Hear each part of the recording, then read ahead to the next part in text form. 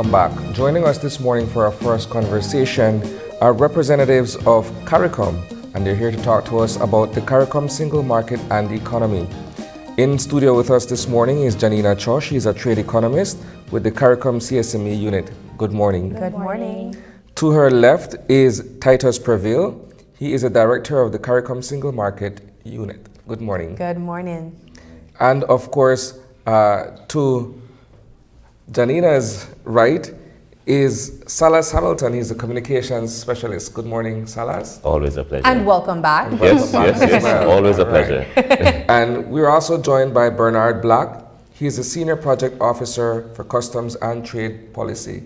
Ladies and gentlemen, good morning, and welcome to our show. Thank you for having us. Thank you. We're here to talk about the CARICOM single market and economy. And perhaps a good place to start is with the establishment of the CSME and perhaps what it means for the region for persons who may not know that the CSME exists and what the benefits are of this particular initiative. Well, perhaps I'll start. Sure. Just to say, the three gentlemen here, we are actually working with the CARICOM Secretariat. We are based in Barbados, and Janina is here in Belize, and she works with the government of Belize. Yeah. So what is happening is the CARICOM Secretariat, as part of its outreach program, we have embarked on a number of what we call country missions. And so we've been in this year, so far, to St. Lucia, to St. Vincent and the Grenadines, to St. Kitts and Nevis, and now we're here in Belize. So this is what we do as part of reaching out to the member states of CARICOM to get a better sense of some of the key issues with respect to the CSME. So to your question, when we think of the CSME, we need to see the CSME in the context of what we call our regional integration arrangements. So our regional integration is advanced along 4 key pillars. You have what we call functional cooperation, which is focused on human and social development. We have our foreign and community relations, which is our approach to having a harmonized approach to dealing with foreign issues, global issues. So we have a situation like wars in the world. You hear CARICOM speaks as one voice. We also have a third pillar, which looks at security cooperation. So we have arrangements to help protect the region and have a harmonized or regional approach to matters of our national security. And finally, we have economic integration, and that is advanced through the CARICOM single market and economy. So the CSME is really the pillar of our regional integration process that deals with the economic integration. I think that's what a lot of people in CARICOM know the CSME to represent. Correct. That last portion that you mentioned, the economic opportunities being a part of CARICOM, the job opportunities if you go through the application process and the requirements appropriately. Let's talk a bit about that, because I know for a lot of people that I have spoken to that have expressed their desire to take advantage of job opportunities or economic opportunities in our CARICOM neighboring countries, they've found some challenges in doing so. Can you explain perhaps what this process looks like? I think we have to say thanks to the television station for being part of that process in simplifying and explaining what the process is like. And of course, Janina can speak specifically to what is happening in Belize. But yes, the CSME along the 5 regimes, and Titus did not go into the details.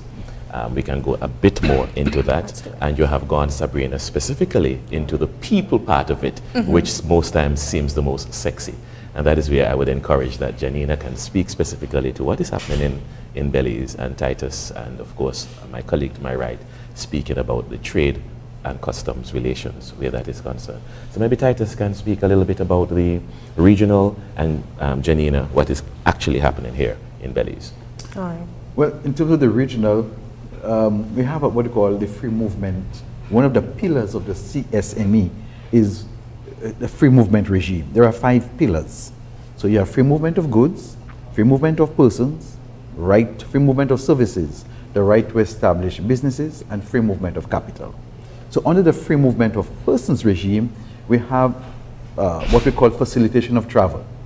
So that is one component of our free movement regime, where every CARICOM national has the right to move into another member state once you are a holder of a CARICOM passport, and you have an automatic right to enter and stay for 6 months.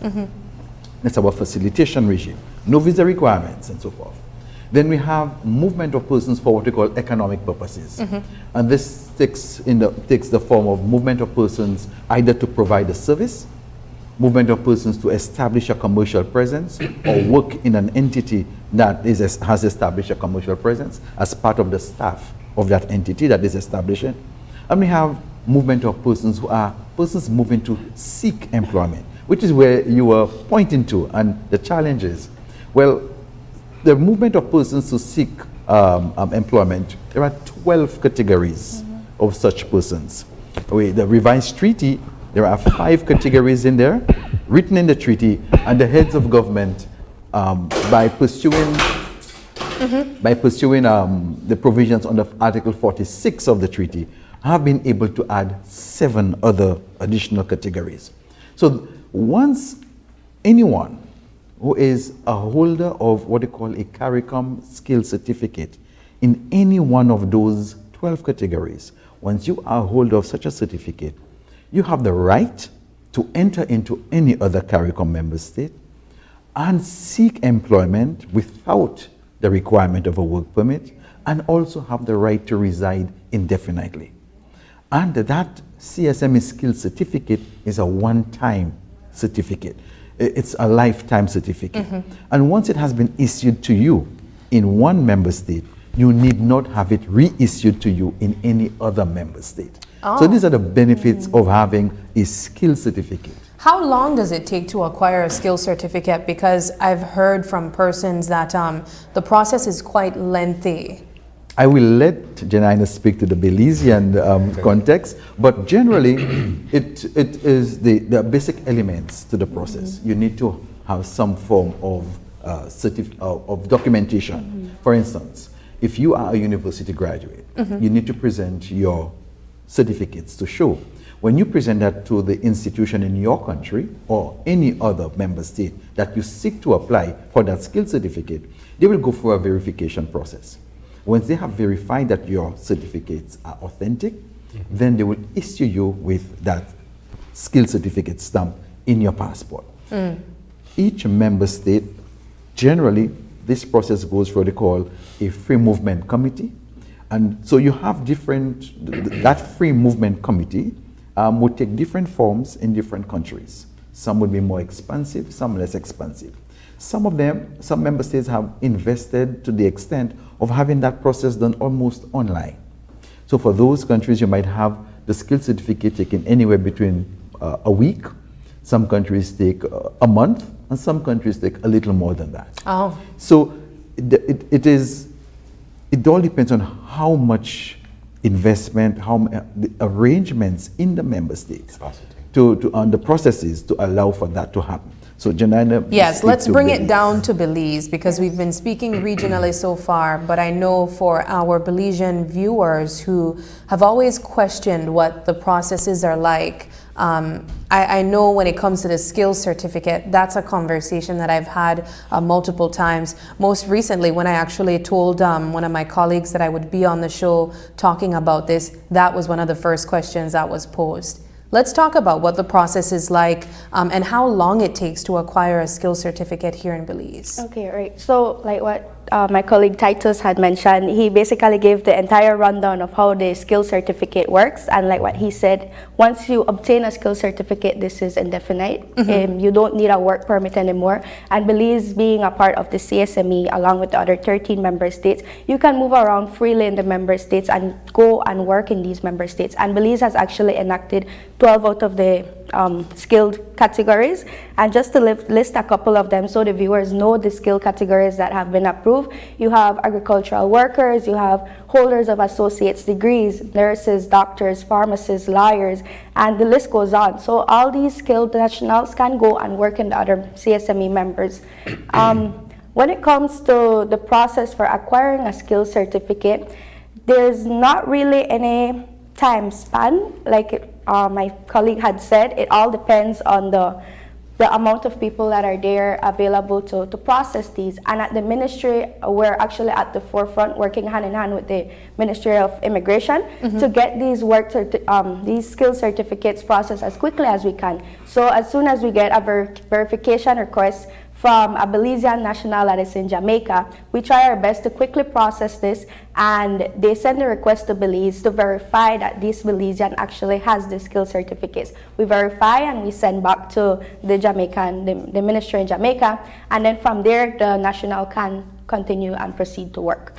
Is there any way that we're able to determine perhaps the number of Belizeans who leave the country to other parts of the region under this particular arrangement versus others who leave their home country and come to Belize for work under this arrangement as well? Well, at the ministry, and as one of the economists there, we actually have a database whereby we keep track of the amount of nationals that have received skill certificate. Whether it's a Jamaican national in Belize that came to work here, we have the amount of numbers. Whether it's a Belizean that received a skill certificate and left, we also have those numbers. So we work hand in hand with the Ministry of Immigration as well as with the Social Security Board to see the movement of people. And every year we track what was the outcome of the year or how many people left or came to Belize.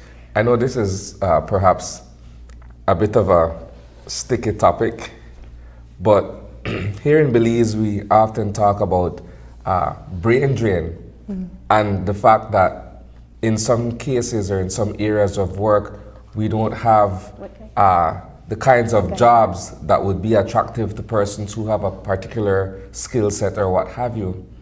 And they end up leaving to go and find work elsewhere, in other parts of the world, in other parts of the region.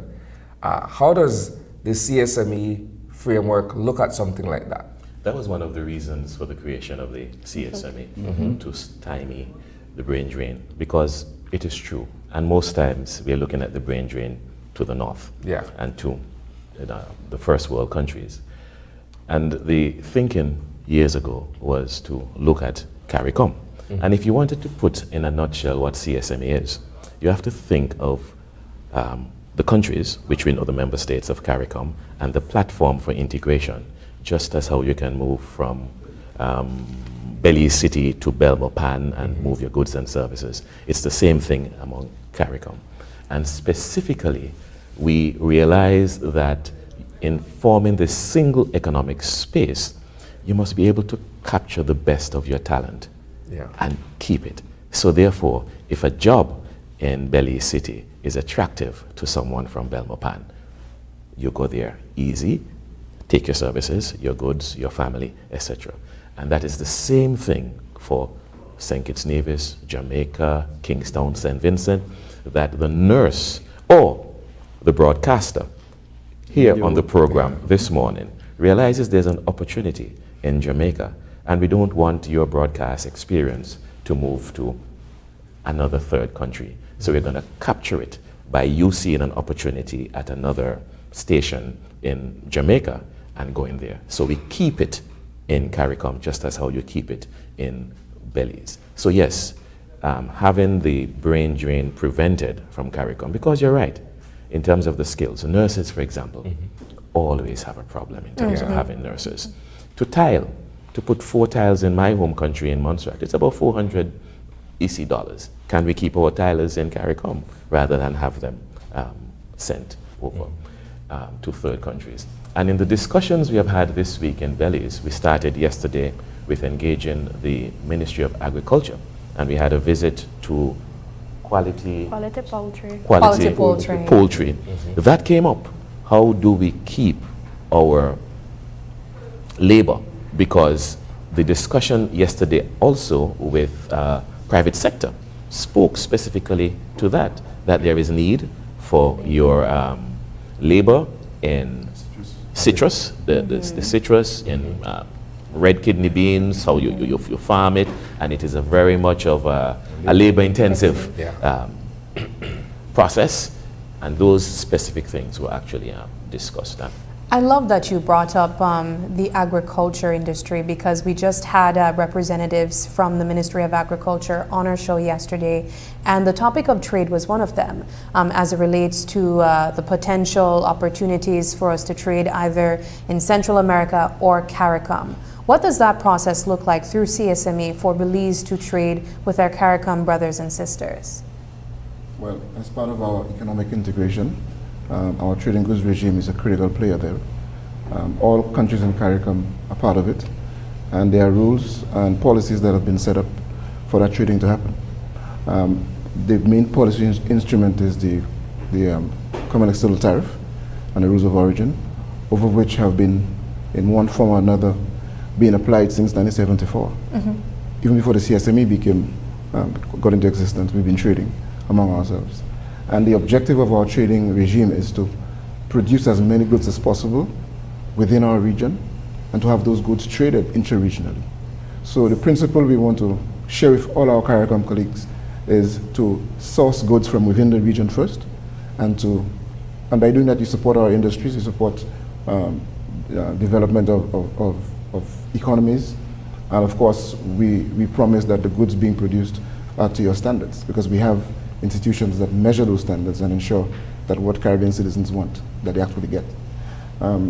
We are now going through a review of the Common External Tariff and Rules of Origin for the first time since we've had it, because we recognize over the years that the rules are not adequate. There are some gaps that need to be filled, some new processes to take on board, and to make it modernized, just like other trading organizations around the world, we want to bring a level of efficiency to it.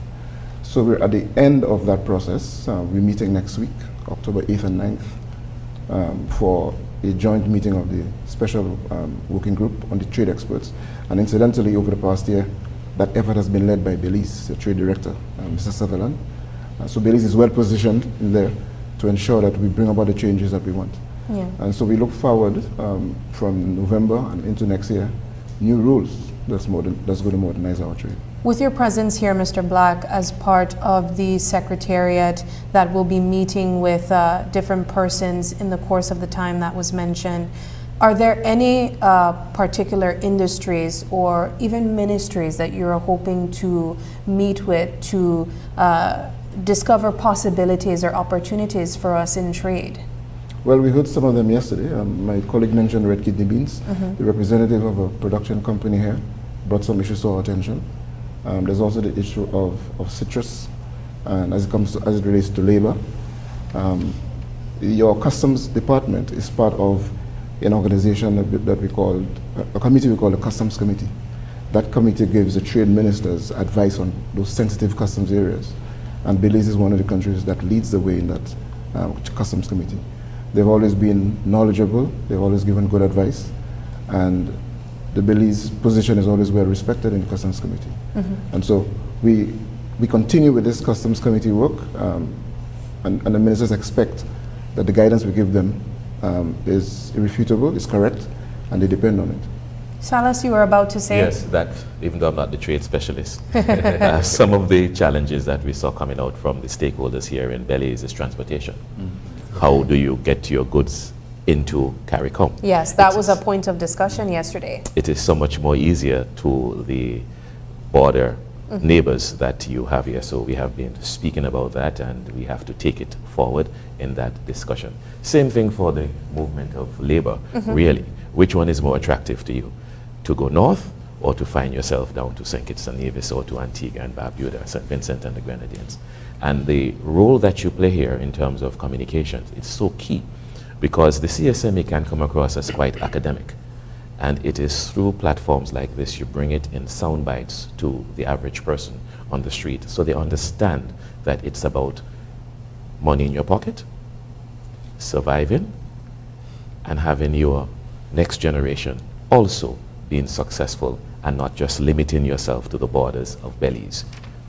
I want to stick on that very topic there, because you said that the perception of CSMEs is that it's quite academic, and you raise an interesting point, because when it comes to movement of persons for job opportunities, education isn't the only thing that is considered. It's your skill as well, yes? So how does that process work? Say I am applying for a job, but I don't have the formal education backing to provide with that application process. How do I say that I'm a skilled worker in a particular field and I want to apply for this job in Jamaica?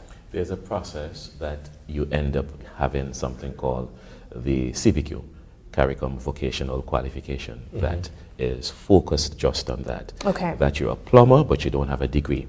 But you You're a have mason or what have you. so many years of plumbing, and you have done so many buildings that makes sure that you are able to move. For example, the household domestics. You have to be able to show that you know something about household processes, home economics, etc. How can you engage with health care for the elderly, child care, etc. Leo, Titus spoke about, those of us that are here, but there are other colleagues who are actually sitting outside, and because CSME is so multifaceted, we decided to bring our Assistant General Counsel, Gladys Young, and our Deputy Program Manager, Free Movement and Labor, who go into the weeds, into the specifics when we meet the stakeholders.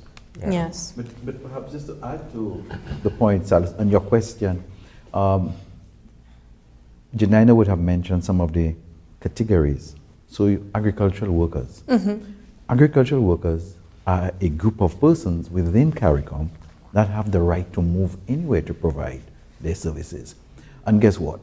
To qualify and to receive your certificate, your CVQ, your skill certificate as an agricultural worker, all you need to do is to go to your Ministry of Agriculture in your home state, get them to indicate that you are involved in agriculture, and with that document saying that the Ministry of Agriculture or the relevant agricultural board in your country has certified that you are an agricultural worker, that already qualifies you to move in any other CARICOM country and provide your services as an agricultural worker. So it's not about only academic qualifications. Even with the security guards, what it requires is for the security firm that you have worked with to certify, yes, this person is in fact has, and there are specific criteria, and that is detailed, but the bottom line,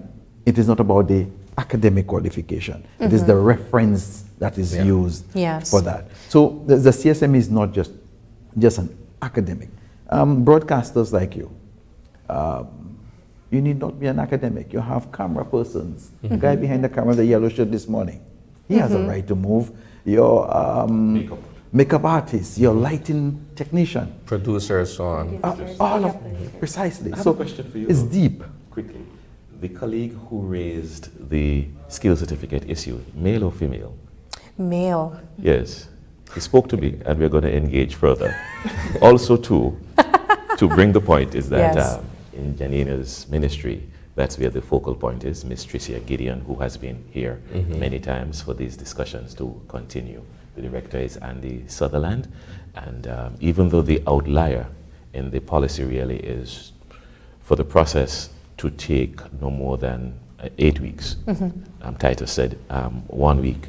Some countries have managed to do it in 7 days, but depending on the capacity of the member state, it can take a little longer. My question is, how effective has this all been overall? Like, so it went from a concept to something that is being instituted or implemented across the region.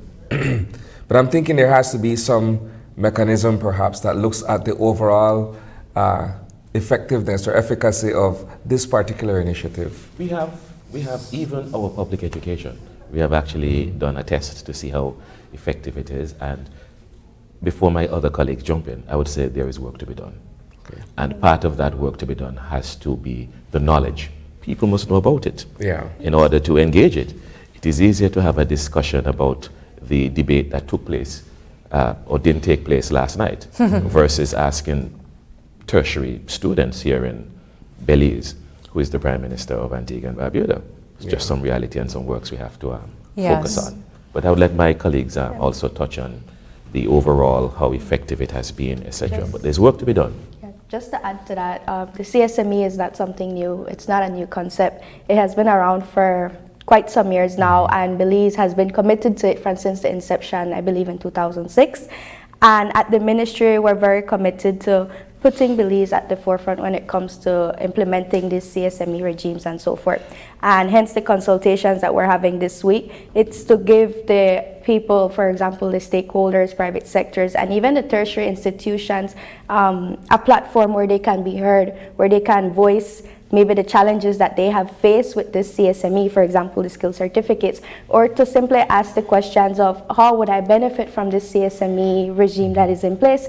So that's why we're holding the consultations, and with the guidance of the CARICOM Secretariat, I'm pretty sure we'll be having some very valuable discussions throughout the day and throughout the whole week, and also aligning with the work plan of the ministry, which is raising awareness of this CSME that is in place, as well as building greater integration with our member states so we can all benefit together as a region through the CSME platform.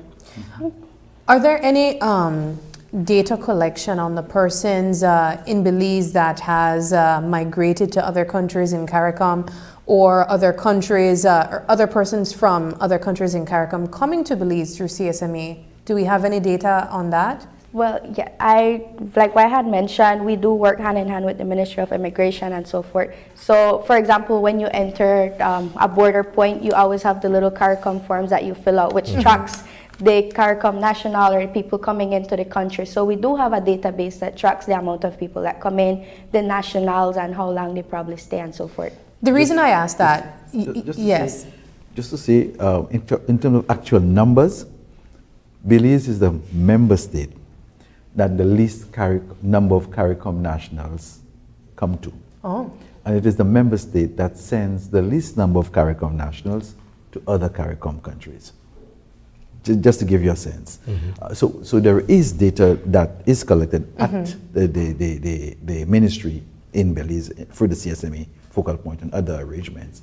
But within the wider CSME arrangement, and coming to your question as to how well has the system worked, with respect to the free movement regime and movement of skilled nationals in particular, we have done some analysis which looked at data from 2007 to 2018. We did a study, and in that period we would, based on the number of skill certificates granted and the number of indefinite stay stamps that have been placed in passports, we would have estimated about 25,000 persons have utilized the system. On average, we would say in any 1 year, about between 650 to 700 persons are moving as skilled CARICOM nationals in any member state in search of employment. We know that. So if you step back and you ask, well, is this really working? The answer is yes. But the answer is also, it can work even better. And therefore, that takes us in the direction of what the decision we recently had, or the decision of the heads of July of last year, to move towards full free movement of all CARICOM nationals.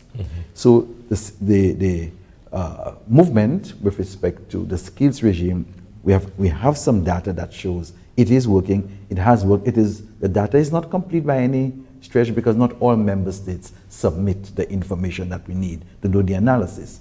But with that information, the heads decided, well, let us move so that all CARICOM nationals can move in any member state and remain indefinitely.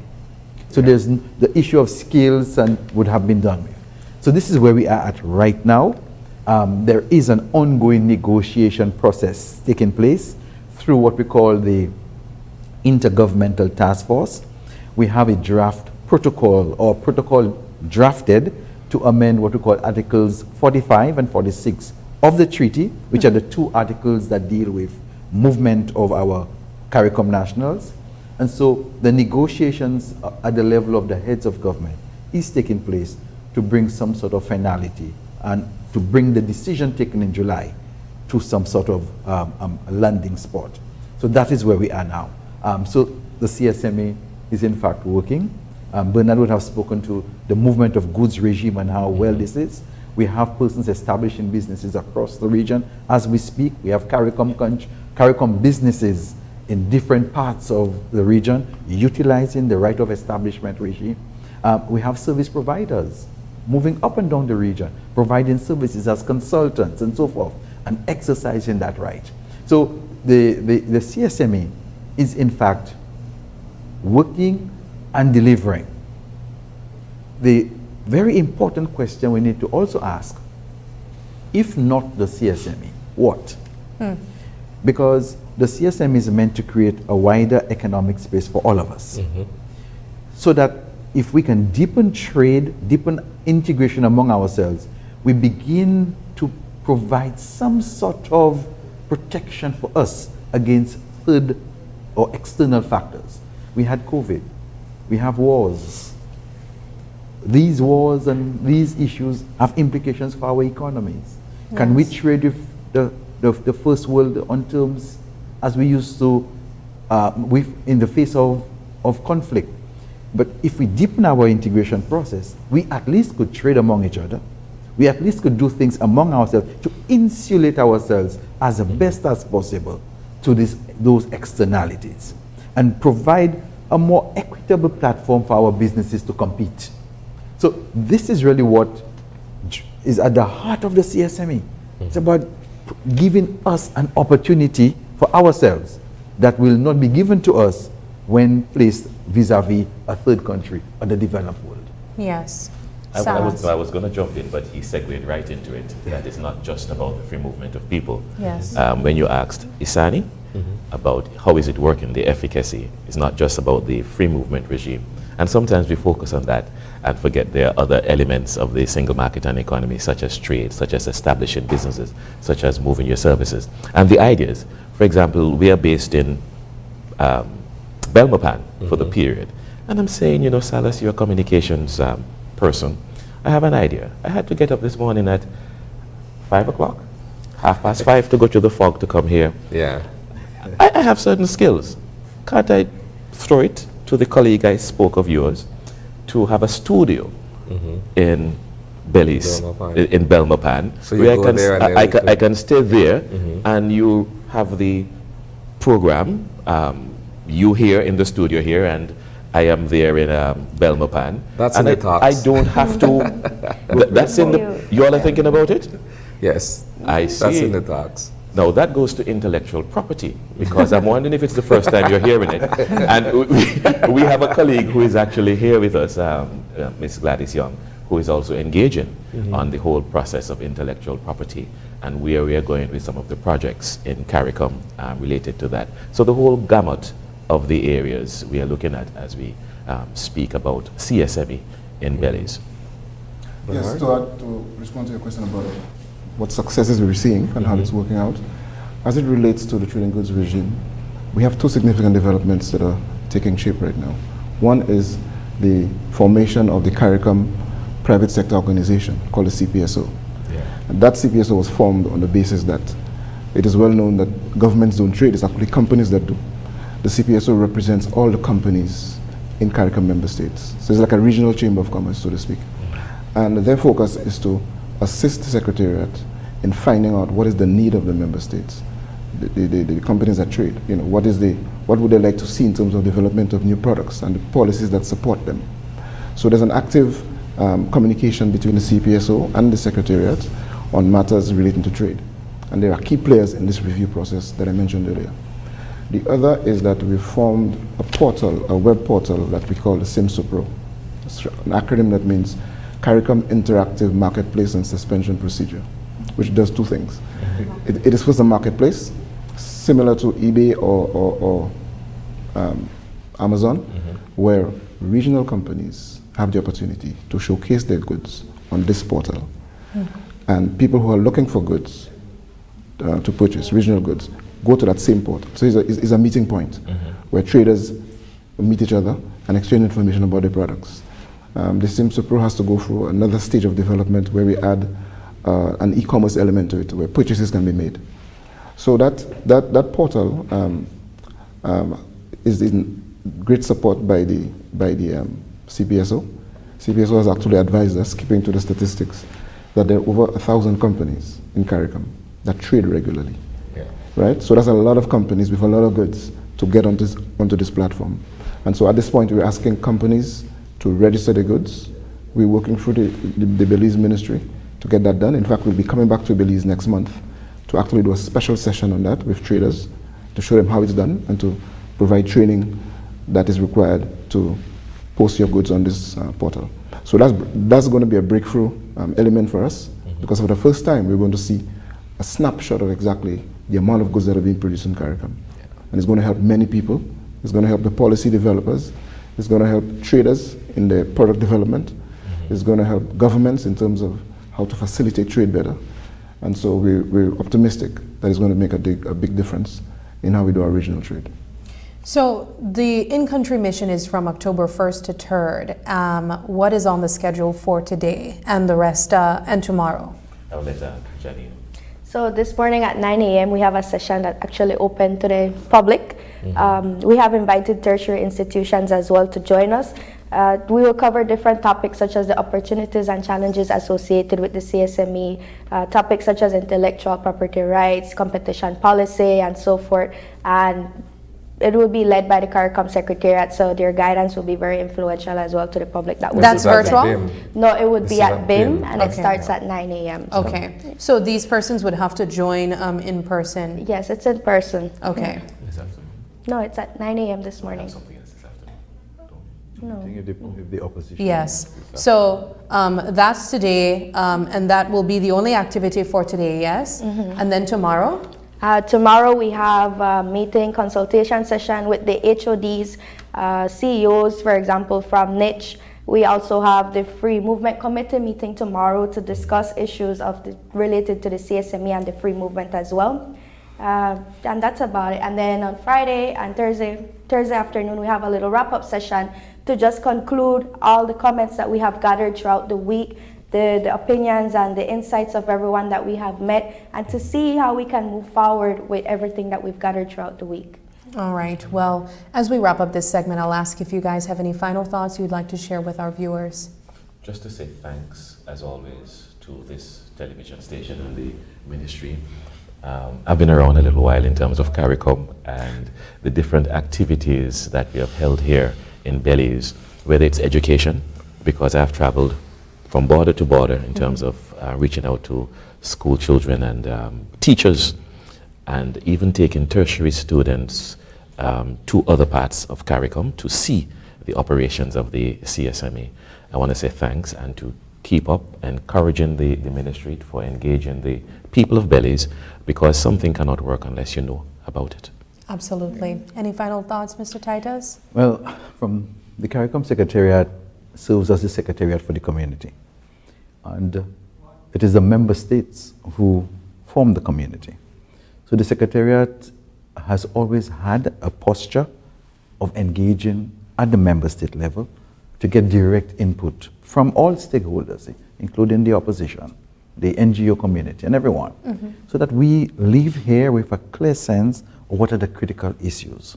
And so we want to thank the government of Belize, our colleague here, for all the hard work she has put in organizing this, so that we can leave here with a snapshot. We had a meeting yesterday where we had the Minister for Agriculture was present, and he was very clear as to what he wants to see happening. So we will be able to leave here, and so the people of Belize can know.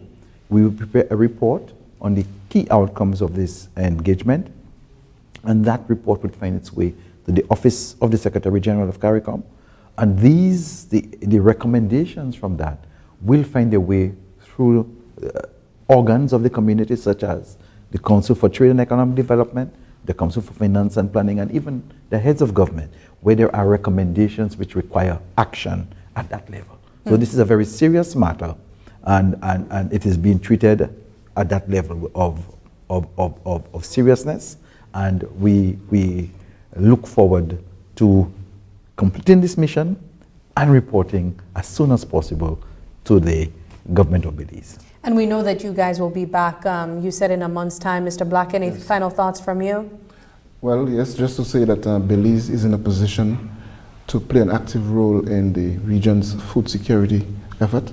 You would have heard from Titus earlier of the conflicts that's happening in the east. And what can happen from conflict is that little regions like ours can get isolated and cut off from supply chains. We have an opportunity where we can produce all the food we need in CARICOM. And Belize is one of the countries that's leading the way with technology as well as the variety of goods that they produce here that would find its way onto our dinner tables in the other parts of the Caribbean. So what I'm saying is that we have robust policies that can support all of the work Belize is doing, and Belize should give this whole issue its support.